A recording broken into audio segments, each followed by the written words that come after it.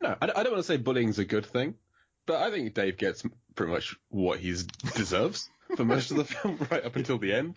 Yeah, we do not condone No, we do not bullying, condone bullying. but he didn't help himself. He wasn't. Yeah, he wasn't passive. Help yourself not be bullied, and he doesn't. Yeah. Speaking from somebody who was bullied a lot at school, you can do things to stop that happening. I do love that line too when the boyfriend walks up the link and goes, "I don't know you, I don't like you. As of now, I'm all over you." All over you. This guy's awesome in this movie, man. Yeah, he is the best character. Some of us like the pump. Some of us just What a great. Oh no, and then Sean Astin goes, "Eat me," or something like that. That sounds about right. That sounds like the terrible comeback he'd come back with. Now, I do want to tell you that I find something very impressive about Weasel and Dave. And it's the fact that I think that ice cube with a human being inside easily weighs 1,000 pounds. Yeah? Yes. Yeah. So they build a rig, like a winch, quickly. Out of a swing set. And the two teenagers have enough engineering know-how to take a 1,000-pound ice cube out of a 8-foot hole via a swing set, then move it 20 feet up onto sawhorses. I mean, they showed some engineering skills to do this. They should be doing better in school. Yeah. I agree. But that's impressive, though, right? If you and I, let's say you and I are hanging out and we find a 1,000-pound ice cube in our backyard and we're teenagers, I don't think I could. I wouldn't be able to get it out. No, I think not a chance. Not without it'd take a few days. You have to dig a channel around it underneath it to get a rope round. Yep. Or several probably. And yeah, you'd need specialist equipment, not a swing set. I find it implausible. But the fact that they managed to do it, just these guys are geniuses. I mean, they are engineering. Do you think they're kind of... Well, if you think about it, Weasel, right? He doesn't like to go home because his mom is super bummed. He's never home. He doesn't like to go home because he has a really bad home situation. So this is a guy who probably has never been pushed with an education. And he also adopts, nugs, grindage, and chilling as a way to cope with the stresses that he has at his home. But he's still, in his heart, a good person. So here's a guy, Weasel, who has a horrible home life, but still manages to stay positive, be a good influence in people's lives, and he might be an engineering savant. Yeah, he's a savant, yeah. He's... Again, it's kind of implausible, just as a character. When you then combine that with every other element of his character, like his fashion sense and his dialect, excuse me, he is just a mishmash of many different facets. He's a complex character, is Stoney. I believe that it's all a coping. So it's a coping mechanism. He acts out because of the attention he doesn't get at his home. Yeah, he just wants to have that Brady Bunch life that Dave has. And then, but that's all he desires. So, and he's kind of made up his own language because he probably he doesn't have brothers or sisters. So he probably spent a lot of time in a bad family situation, and he developed his own kind of language in his head. That makes a lot of sense. And the way that Dave kind of wins him around is money. Is that so he can move out of his potentially horrendous home life and just kind of branch out on his own? He can get his own place. Does this change your thoughts about Weasel at all? I still don't like him, I'll be honest. I listened to quite a few podcasts today on Encino Man, just to kind of gauge popular opinion on it. And a lot of people really love this film and really love him as a character. But just watching it, I didn't know what I was watching for the most part. Because bear in mind, this is not just my first Pauly Shore film, but my first ever seeing of an image of Pauly Shore was turning on Encino Man. Which, if I call it California Man, I'm sorry, that's what it's called in the UK. Yeah. I'll try not to. But so just the character he's got here, as I understand it, that's something of a personality he's put on in like outside of this film that just kind of like the Weasel persona. Yeah, he was on MTV and he would do all the spring break shows and be really like that, and people loved it. And so they just basically cast that character in this film. Yeah, and he improv most of everything because they didn't have his character, so he just came up with most of his own dialogue. That makes a lot of sense. Yeah, I can. I buy that. Yeah, I do like he is very in touch. He knows who he is. I kind of like that about him. And I just compared to Dave, who's just such a turd. Like, Dave is staring at him, and then Pauly Shore just looks at him and goes, "She finds you crusty, Dave."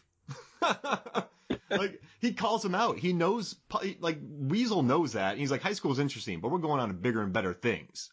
Like, he just, he kind of knows what's up. It makes you wonder why Stoney hangs out with Dave. Like, Dave doesn't have any friends, it seems, other than Stoney.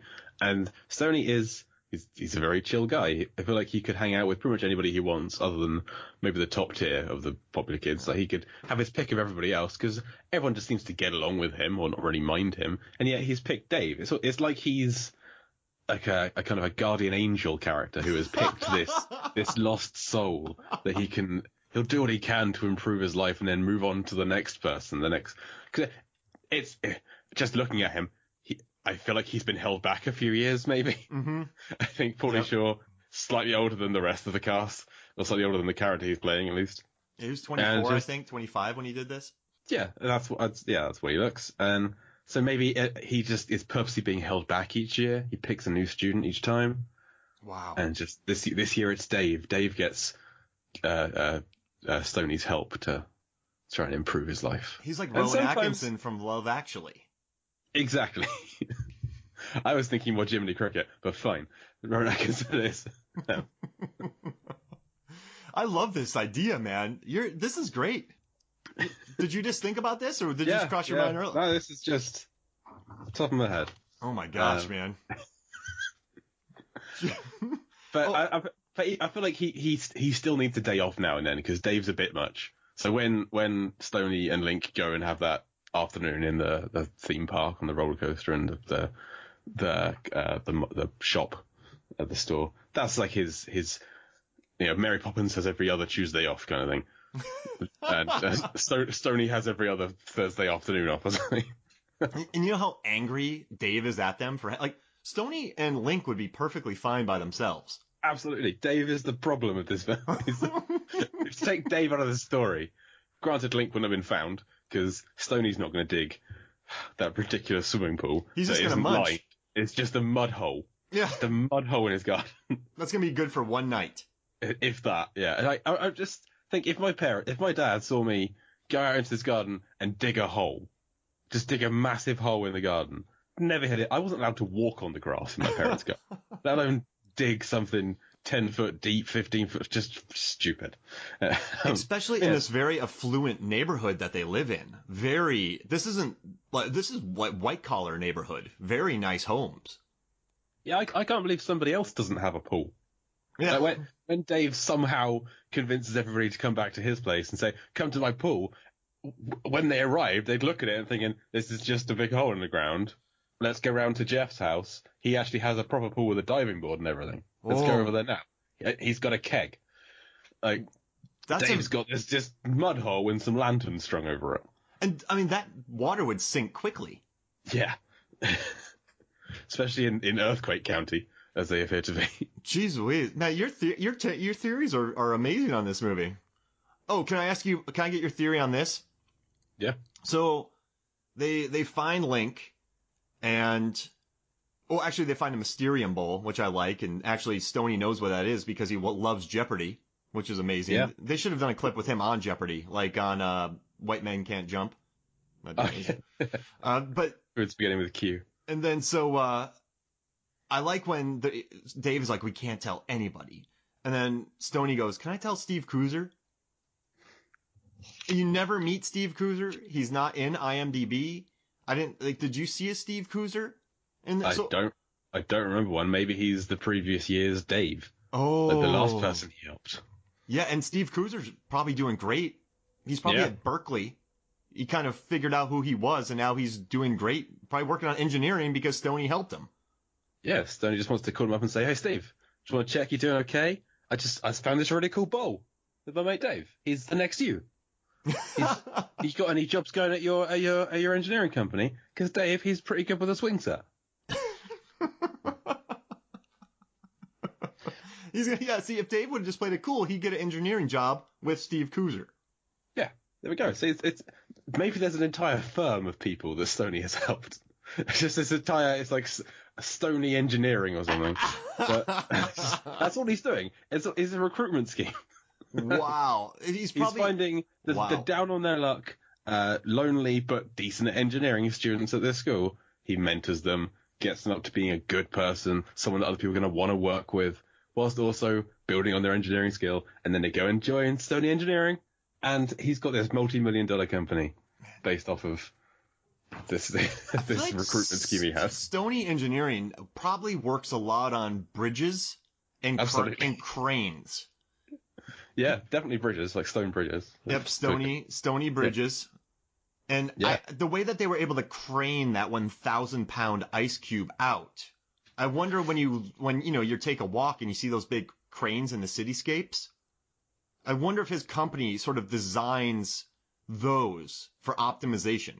I can see that. So, but when they get the ice out, they use the pulley on the swing set, but then it's being driven by it's like a ride-on lawnmower or something. Yeah. So maybe which isn't a general approach that they use in building construction, I think. So maybe he's got this whole new revolutionary technique of having it with a big pulley off of the crane, but also with a little car driving it. He's optimizing it in different ways. He thinks outside the box. He does. That's Stoney. Man, Steve Coozer's probably a good guy too. Do you think Steve Coozer was as annoying as Dave? I don't think anybody's ever been as annoying as Dave. But I think this has been like Stoney's real challenge year. Because bear in mind, this is at the end of the year. So this is after 9-10 months of Stoney working on Dave and getting him to this point. So imagine how bad he would have been at the start of the year. Oh my gosh. Oh, Jesus.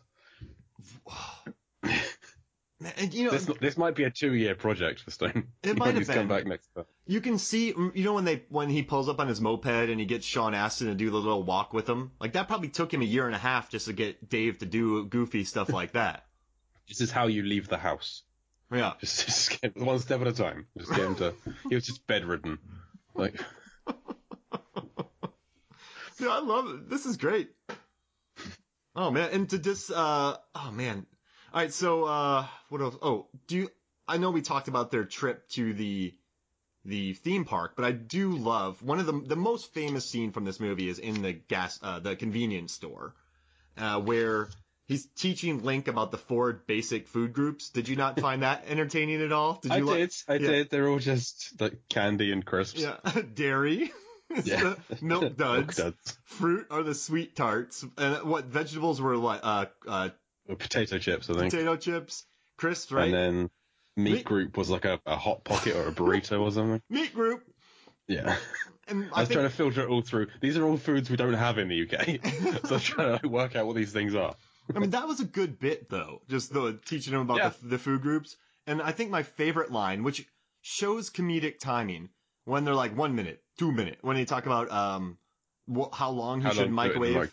And he's like, this is hot on the outside, cold on the inside. Then the guy goes, 2 minutes. 2 minutes. Yeah. That's comedic timing right there. Yeah. Well, any of the scenes that were Stoney and Link, we're like half an hour into the show, haven't mentioned Link yet. Oh, yeah. The inciting character. Any scene that was Stoney and Link is great.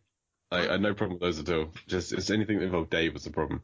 Yeah, but one of those guys in the supermarket is it's Eric Avari, who Brendan Fraser was co-starred with in The Mummy. Oh, I love that. And he's also in Home Alone 4. What? So, bring it back to Home Alone. I love that. Those two guys were funny in that gas station. I liked watching them. They really sold it. Yeah, they were great.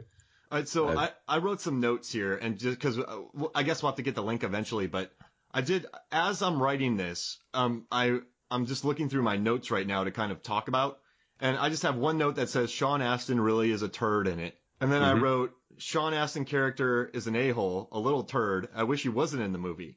I like Sean Astin, though. I do. I genuinely like him. But in this movie I don't know, his character, man. But I just wrote this to myself in notes. Yeah, I don't blame Sean Astin for this. No. It's